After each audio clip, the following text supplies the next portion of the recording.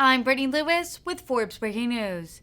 Senator Richard Blumenthal joined other Democrats during a press conference on Tuesday about reproductive rights.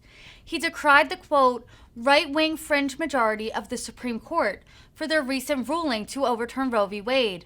Blumenthal championed the Right to Contraception Act, legislation that would secure the right to contraception and birth control, and called shame to any Republican who objects. A lot of people out there, I suspect, who are completely unaware that Griswold versus Connecticut, yes, it is Griswold versus Connecticut, now the law of the land, it has been the law of the land for decades, is under threat right now.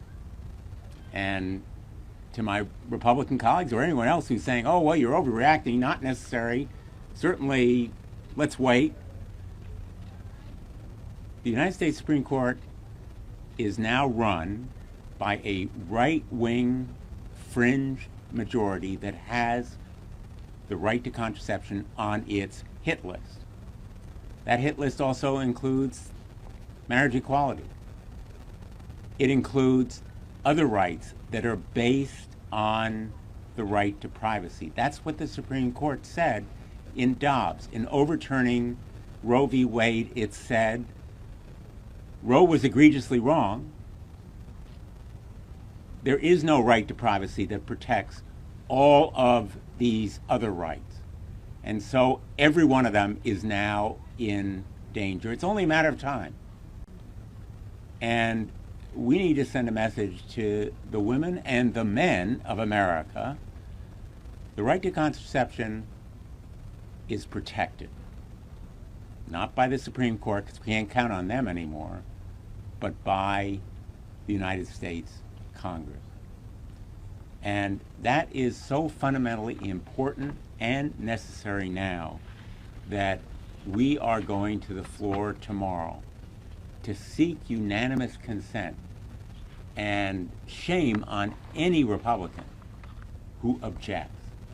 How disgraceful to object to the right to contraception guaranteed under our Constitution for decades, taken for granted by so many.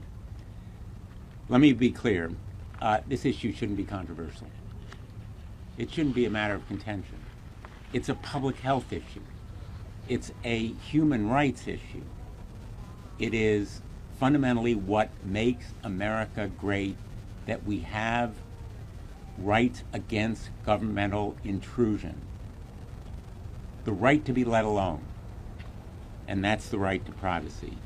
So my Republican colleagues have said again and again and again, they're in favor of families. They're in favor of healthy birth. If they are in fact in favor of families, they can join us tomorrow in supporting the Right to Contraception Act. We need to give women in this country the certainty that they will continue to have the right to decide when and whether to have children.